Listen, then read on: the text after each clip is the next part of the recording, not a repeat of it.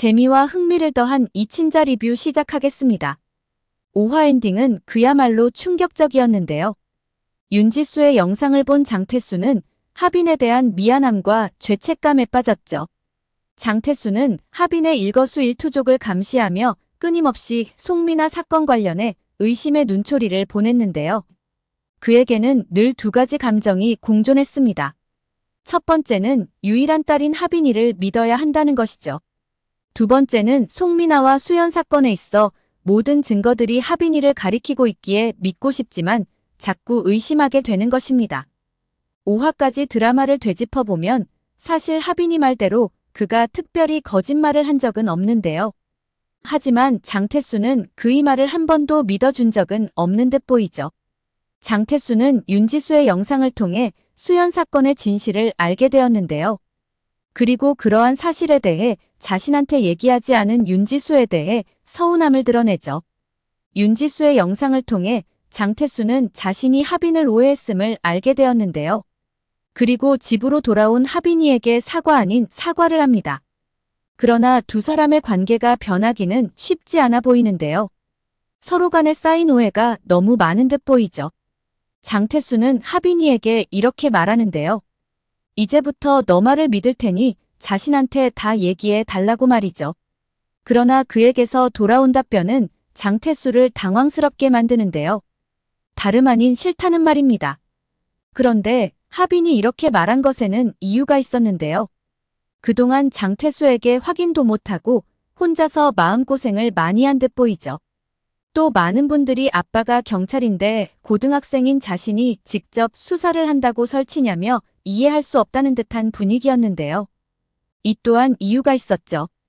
바로 윤지수가 죽던 날에 장태수가 그를 만났던 것입니다. 하빈이가 두 사람 사이의 대화 내용에 대해서 얼마나 알고 있는지는 현재로서는 알 수가 없는데요. 하지만 하빈이 입장에서 아빠 또한 의심스러운 부분이 있죠. 그리고 그러한 사실에 대해서 자신한테 말한 적이 없기에 무언가 속이는 것이 있다고 의심했던 것으로 보입니다. 이런 상황에서 장태수에게 자신이 하고 있는 일에 대해서 말할 수는 없었을 것으로 보이죠. 윤지수는 생전 우울증으로 정신과에 오랜 기간 다니고 있었는데요. 그의 동의하에 그가 했던 모든 이야기들이 녹음되어 있죠. 수현이를 집에 데리고 온 그 순간부터 수현이 죽게 된 내용까지 모두 녹음되어 있는데요. 유일하게 자신의 속마음을 다 털어놓은 것으로 보입니다. 아마 심적인 고통이 상당히 심했던 것으로 보이죠. 그리고 그 녹취에는 수연이 죽음에 대한 내용도 나오는데요. 그가 왜 수연이를 땅에 묻었는지 그 내용에 대한 부분도 나옵니다. 그는 자신이 현장에 도착했을 때는 이미 수연이 죽어 있었다고 이야기했는데요. 그런데 무서워서 하빈이한테 물어보지 못했다고 말하죠. 정말 너무나 한심하고 황당한 이야기가 아닐 수 없는데요. 사람이 죽었는데 명확한 물증도 없는 상태에서 자신의 딸이 죽였을 것이라고 지레짐작하다니 이것이 말이 되는 상황일까요? 거기에 더 나아가 땅을 파서 묻기까지 했으니 말이죠. 하빈이 이 사실을 알게 된다면 얼마나 기가 막히고 황당할까요? 그 배신감은 이루 말할 수 없을 것으로 보입니다. 윤지수는 너무나 확신에 차 하빈이 수연이를 죽였다고 말했는데요. 그런데 이어진 말은 더 충격적이죠. 하빈이가 이후 또 다른 누군가를 죽일까봐 두렵다는 말입니다. 윤지수는 하빈이를 연쇄살인도 저지를 수 있는 범법자로 생각한 듯 보이는데요. 어쩌면 하빈이 사페 성향을 가지고 있다는 것도 후천적인 상황에 의해 그렇게 만들어진 것이 아닐까 싶습니다. 윤지수는 하빈이 타인과의 소통에 있어 공감을 하지 못한다며 가르치려고 많이 노력을 했었는데요. 그래서 일부러 보여주기 위해 가식적인 웃음까지 스스럼 없이 지어 보였죠. 어쩌면 하빈이가 무표정한 이유가 사페라서가 아니라 어린 시절 동생 하준의 죽음 때문이지 않을까라는 생각도 드는데요. 자신과 함께 있다 죽은 하준에 대한 미안함과 죄책감이죠. 하빈이에게 있어서도 하준의 죽음은 엄청난 충격이었을 텐데요. 그 트라우마를 치료해야 하지만 왠지 그런 과정을 거치지 않은 것으로 보이죠. 치료는커녕 부모로부터 하준이를 죽인 범죄자 취급을 받았습니다. 윤지수는 하빈을 의심하다 거의 망상에까지 이른 것으로 보이는데요. 하빈이 가출한 수연이를 찾아다닐 때 그는 하빈에게 이렇게 말했습니다. 수연이를 찾아서 그 애한테 뭘 하려고 그러냐고 말이죠. 이 말에 하빈이는 자신이 수연이를 죽이기라도 할까봐 그러냐고 응수하는데요. 하빈이는 윤지수가 아무리 아닌 척 연기했지만 알고 있었던 것입니다. 그 또한 장태수와 다를 바 없다는 것을 말이죠. 어쩌면 윤지수가 수연이에게 핸드폰을 선물해주고 위치 추적 앱을 설치한 것도 이러한 이유에서이지 않을까 생각되는데요. 바로 언젠가 일어날 수 있는 위험에 대비한 것이 아닐까 싶죠. 즉 하빈이 수연이에게 혹시라도 위해를 가하지 않을까 하는 우려 때문으로 보입니다. 사실 자신의 딸도 아닌 남의 자식의 위치를 추적한다는 건 정상인이 할 수 있는 행동이 아니죠. 이 집에서 치료를 받아야 할 사람은 하빈이 아니라 장태수와 윤지수가 아니었나 싶습니다. 그리고 가정의 행복을 박살낸 사람 또한 그들 부모이죠. 5화에서 장태수는 도망가는 최영민을 붙잡았는데요. 그리고 수연을 죽인 사람이 누구냐며 그를 향해 소리치죠. 그런데 최영민도 정말 모르는 것으로 보입니다.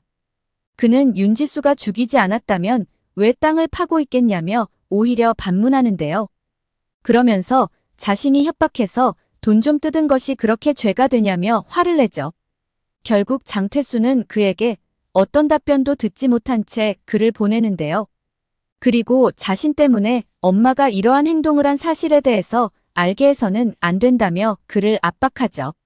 어쩌면 수연이를 죽인 진짜 범인은 다중인격을 가진 사람이 아닐까라는 생각을 하게 되는데요. 그 사람은 바로 박준태이죠. 박준태는 김성희에게 이제 모든 것을 다 내려놓고 싶다며 자수하겠다는 듯한 발언을 했었는데요. 그리고 경찰도 곧 알게 될 거라며 불안에 떠는 모습을 보였죠. 5화에서는 박준태가 낚시터를 찾은 모습을 볼 수 있었는데요.